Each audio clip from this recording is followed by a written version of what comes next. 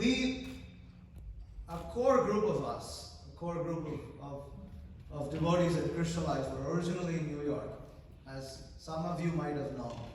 And Mahottsaha, how long were you in New York? I'd say 6 years. 6 years. Mahottsaha, we joined there. I came to New York in 2017 by the blessings of Maharaj to try to do something here in the West. And so we were in New York, we were happy in New York, we were distributing a lot of books. Do you want to tell that now later? Okay, alright. So we were distributing books, we were doing Harinam for 6 hours every day. And then suddenly, out of the blue, the pandemic came in 2020. We didn't know what to do. See, we had a townhouse in New York, and we were about 11 of us, 11 or 12 of us, 12 brahmacharis. We had this townhouse, and when they said lockdown, and in New York, the news was crazy. First, the supermarkets put restrictions on how much supplies you could buy, and I became very scared as to how we were going to feed all the devotees. And then just looking at, in New York, if you can't step out of your house, it suddenly feels like you're in prison, because it's very small. After leaving New York, I'm actually surprised as to how we were. When we first went back to New York, with the intention of vacating the place, that's when we realized how small our place was, because we had spent about a month and a half out in Prabhupada village in North Carolina, and we couldn't believe how we were living in such a small place. So, anyways, the pandemic hit, and then we frantically started calling different places, and the only place that was willing to take us in, because the pandemic had already started, we were from New York. Suddenly, it was quite amazing. What was something very prestigious? We're from New York. And then now everyone, you're from New York? Because it was like, you're like COVID personified. Like, you must be carrying COVID. It was a huge stigma. So quite a few things were going on at that point of time. We didn't understand. And as till today, we survived. Our income was solely through book distribution. And if we couldn't do book distribution, we didn't know how we were going to maintain ourselves. So, do you want to say a little bit about online? Oh, yeah.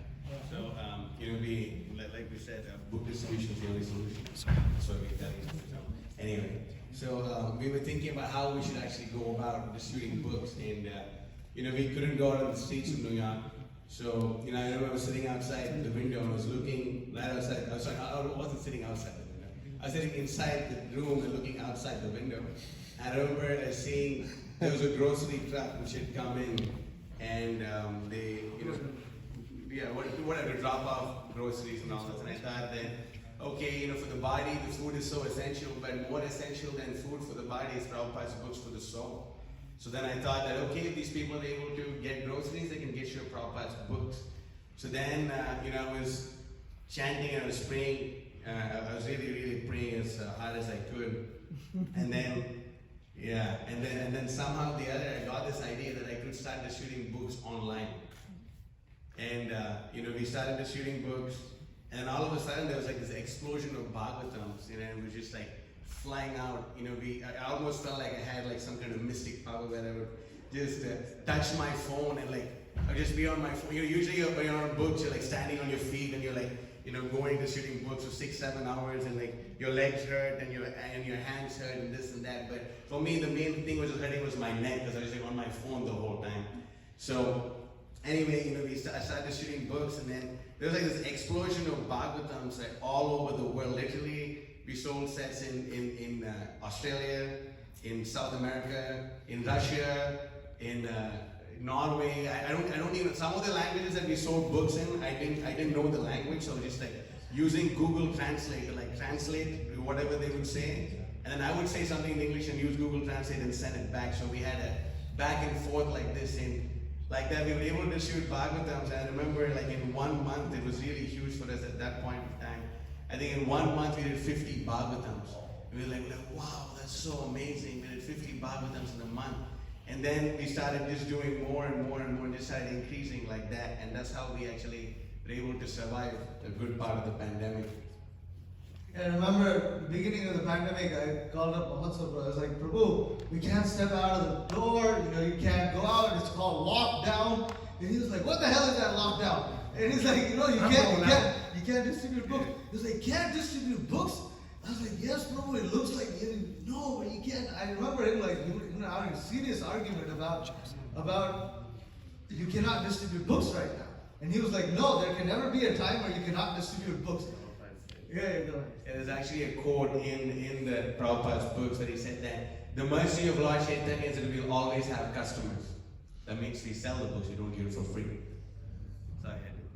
So then I was like, all right, okay, you figured it out. And he actually did it. He actually figured it out, and that was the main thing. So then he immediately taught it to a couple of the other book distributors in the temple, and immediately we realized we were doing more books online than we were doing in the streets of New York before the pandemic had begun. I couldn't believe it, and I was like amazed how this was happening. I guess I couldn't escape my South Indian guna and karma of being an IT guy. So then, we were in Prabhupada village for some time, and that was, we had the good fortune of having some very nice senior association there. Shivananda Prabhu, his wife, Shauri Prabhu and his wife, and Madhuha Prabhu was kind enough to allow us to stay there. And so we stayed there for some time, but then after some time, we were thinking, so first we thought we'll go back to New York, 30-day, 15-day lockdown, okay, maybe 1 month we'll be there, then we'll be back in New York. But then it just kept going on and on and on.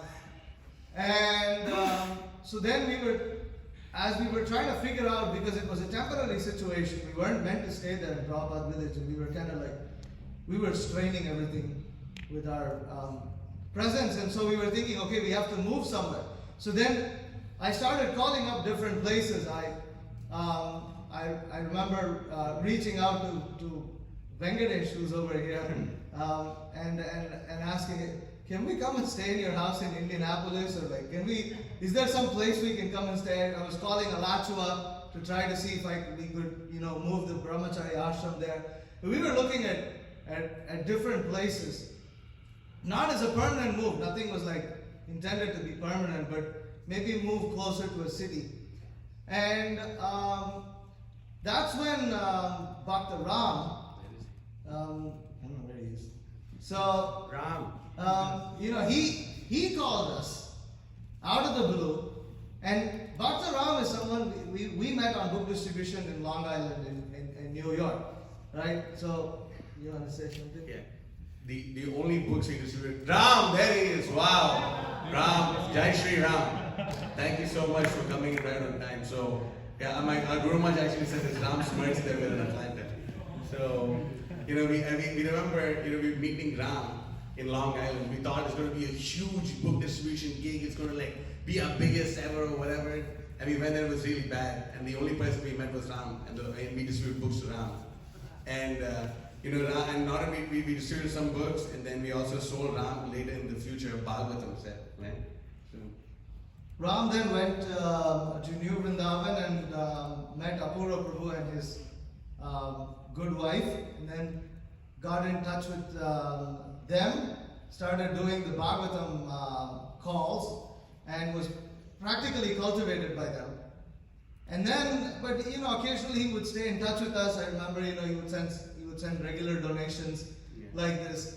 And then he called me out of the blue just when we were looking for a place. He was like, Prabhu, I want to improve my sadhana a little bit. Can I come and stay with all of you for a little bit? I was like, we're looking to stay somewhere else. And then he was like, why don't you come to my house? And I remember telling him, I was like, Ram, maybe you don't get it. a single man, you probably don't have such a big place, we're like 12 guys, it's like, it's a lot. And he's like, no, you come and see my house. So then we drove down to Prabhupada village, went to Atlanta, and Ram's place was perfect. It was fantastic, and so we all moved down there. And it also happened to be, Georgia happened to, controversially at that point of time, happened to be the state that got out of COVID restrictions the first. It was the first state to come out of it. Brian Kemp was popular and unpopular at the same time. So we thought, okay. So then we actually ventured out. We thought it was Nrsimha Chaturdasi. And we thought, okay, it's Nrsimha Chaturdasi. Nrsimha protects everybody. Let's go on Harinam. And we'll maintain social distancing. We'll go on Harinam. And we didn't do it. But anyways, we went out.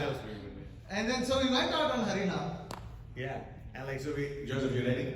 You don't put it before I ask you to. Okay. So you're ready though, right? Okay. So, we went out on books. And we went on Harinam, I guess. Yeah. We went out on Harinam that day. And then we were about to stop in Piedmont Park. And by the way, Piedmont Park is a tirtha because Srila Prabhupada actually took his morning walk in Piedmont Park. So, we decided we're going to go to Piedmont Park. And then when we went to Piedmont Park, before the car stopped, like it was before the car stopped, I saw this guy. And sometimes when you're out on books, when you see someone, they're going to buy books from you. Just, that they look like a walking Srimad Bhagavatam set. Or like, they look like a walking, whatever, Saptarishi. A walking Saptarishi, like, oh, that guy is a Saptarishi, like, yeah, for sure. So then, we were driving by, and then before the car stopped, I just had this urge to jump out of the moving car. Don't try this at home. I had this urge to jump out of the moving car with books. And I remember I just literally, bounced on this guy. And I was just like, my man, what's up? And I don't know what exactly I said. And then I don't know what I told him in less than a minute he bought a Saptarishi set. And this is a picture of him. And this is on Nrsimha Chaturdashi, okay? So he bought the Saptarishi set, and then when he bought the Saptarishi set on his t-shirt, we realized he had a lion on his t-shirt. So we actually saw it. The first set we distributed on the streets of Atlanta ever. Was that in June? Huh? Was that in June? When was that? I don't remember. It was May 5th. May 5th, wow. May 5th, 2020. That's amazing. Yeah, so so he actually had a lion on his t-shirt, so we thought that, wow, that's amazing. It's going to be like it's going to be we're going to be protected by Lord Nrsimhadev, and that turns out we were.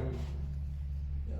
Definitely that was a very encouraging sign for all of us, and then we said, all right, I think that's the green light for going crazy. Yeah. So after that, we had a party in Atlanta. And little did we know, because of the lockdown, everybody was, because you had to stay in outdoor spaces, Piedmont Park was packed. Wow. Every single day was packed. We had a lot of fun in those days, So, anyways, after that, so you can talk about the expansion. Yeah. And so we're now in Atlanta, and people are taking books, and then people start to ask, so you guys are monks, you have something going on, and then we were like, oh, I guess we should have something going on. So then we thought, okay, so let's just invite people, and we didn't want to really print something, so I would spend 5 hours. we just thought, okay, we'll just send text messages and invite people to Ram's house. Now, Ram's house is in a suburb of Atlanta, Snellville, which from Piedmont Park was like 45 minutes. To an hour. Yeah, something like 45 minutes away. It was quite the distance. And so we thought, I think nobody's going to come. But in New York, nobody came anyway, so it wasn't a big deal. Yeah, our New York Sunday feast, the max number of people we had was 8. 8 people. 8, and we were celebrating. Oh, we got so many people, so many guests, big Sunday feast. So the first time we had a Sunday feast in Atlanta, and Dr. Nick came for that. Nick came with the second. Nick came for the second one, right? You came with the second one, right? Okay. Yes. Nick came for the second one. But the first one, how many people? We had 25, 30, something like that. Yeah, 25, 30 people, and we couldn't believe it. And they would come all the way out, in the middle of the pandemic, which, here, the people never cared. So, And yeah. we sit and talk for hours. And then, yeah, that was the other thing. In New York, everyone's like frantic, I gotta keep running. But here, people are very laid back, relaxed. They seem to have the whole day to talk to you. And so, we would talk to them and spend a lot of time, and that's how our Sunday program started. Yeah, and it just got so good that the neighbors got fried out of it. And then they call the They informed the county. Yeah. So they informed the county, and then the county came and kicked us out. Yeah. Saying that, well, this is not a church and you're not supposed to run it like a church, it's a neighborhood.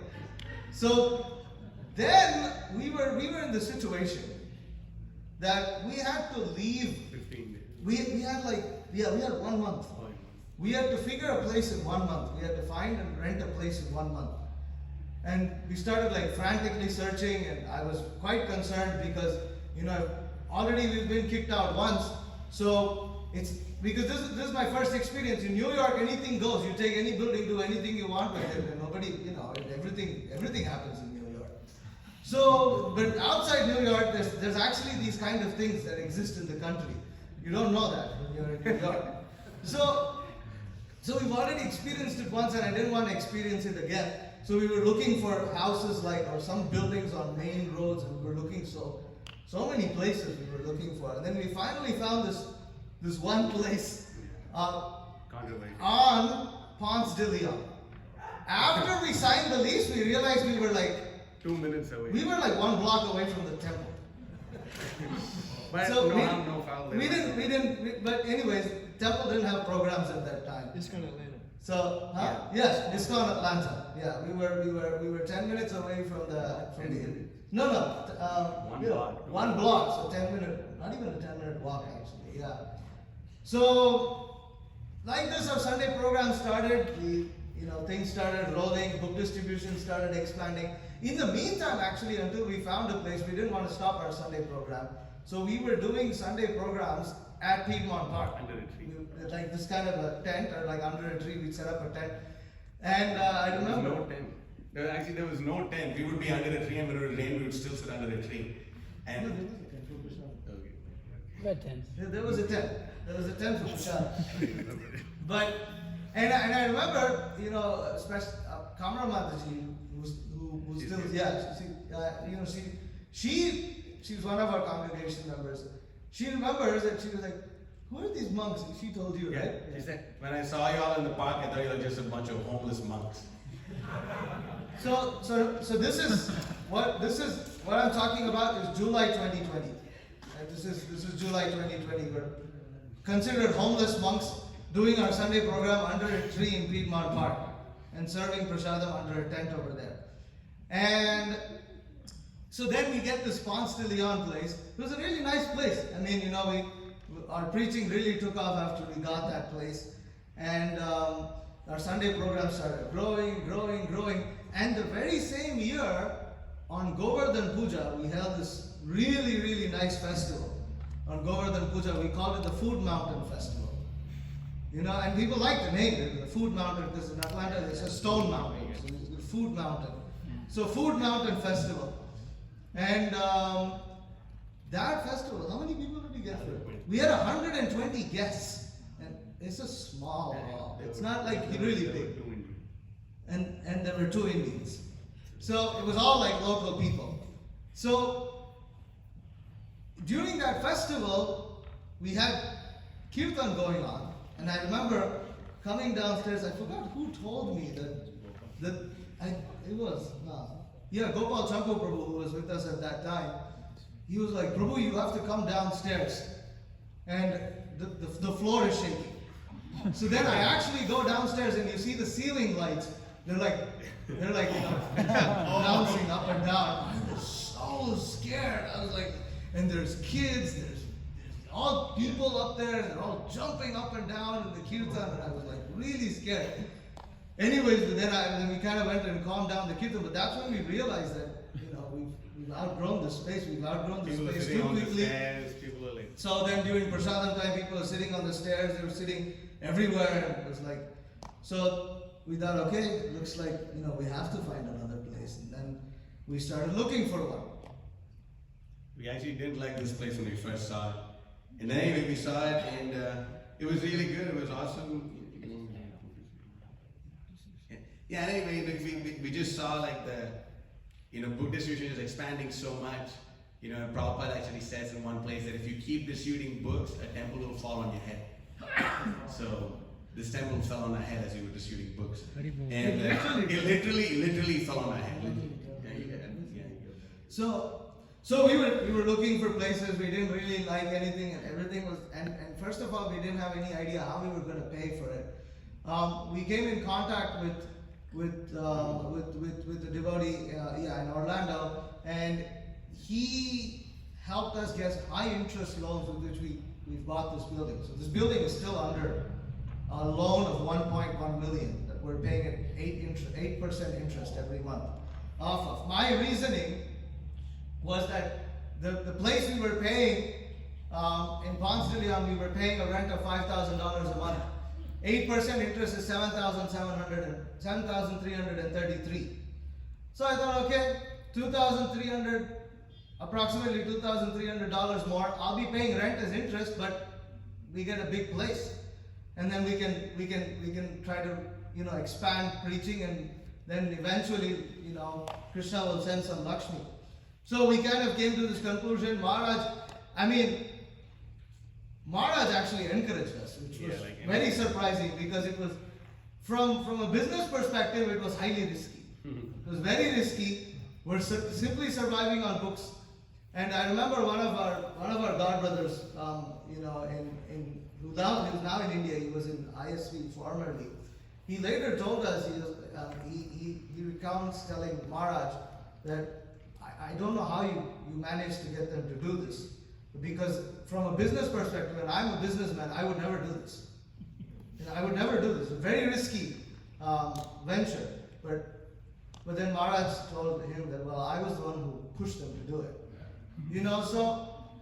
So when we looked at this place first, Maharaj actually said, I'll just sit in India and chant and give you my blessings, you do the work. He said that. He said that. So he did say that. So we got this place, and see, at that point of time, I was also thinking, because we're getting all these Western devotees, but why do we need a temple? As a brahmachari ashram, we were very happy. Even the current facility was very good. Why do we get it? Why do we need a temple? Because to create more service opportunity, to create more opportunities for service, not just for those who are willing to be male monks, but for those who are family people, for women, for those who will get married, to create a community. So for this reason, we need a temple. So when we first looked at this place, we didn't like it. And then we got it eventually. When we did a walk around, I remember Mahottsaha Prabhu and myself. Suddenly we were like, this could be here. The restaurant could be here. This is where the book storage is going to be. This is the prasadam hall. This is the temple room. This is where we're going to have this. This will be the brahmachari ashram. It all just played out in the matter of just doing one tour around the building. I couldn't believe it. Yeah. So and actually, we really like to thank some of our god siblings, Shira Sham Prabhu and his wife, Radhika Gopinath Prabhu, Falgun Prabhu, Sureshwar Sham Prabhu, Kishore Prabhu, Praveen Govinda Prabhu. We actually needed a loan of $500,000 in 2 days, and they gave it to us. There was a whole roller coaster there. There were so many challenges. Later we'll probably write about these things. But there were so many challenges in getting this place. But in every step of the way, there were so many signs from Krishna that he really wanted us to do this. There were challenges, but the challenges were clear. The obstacles were clear. Somehow or the other, the obstacles were clear, and we would move forward. And we paid all, except that 1.1 million, which we still owe. We've paid back all our other god siblings like we said we would pay back. We wanted to keep our word, and that's something that matters a lot to us, because we know that our actions also give either a good or a bad reputation to our spiritual master, and so we wanted to be good disciples. And then after we got this place, book distribution exploded. So we have some numbers that we would like to read out. We should say. So it's okay. This is most important.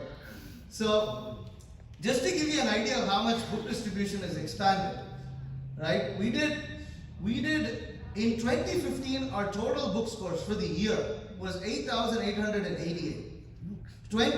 Books. The whole year? The whole year. 2016, That was one guess. 14,905. 2017, 36,512. 2018, 47,713. 2019, 55,855. And in 2020, we actually had 76,875 books. In 2021 is the whole of 2021. How do I read this number?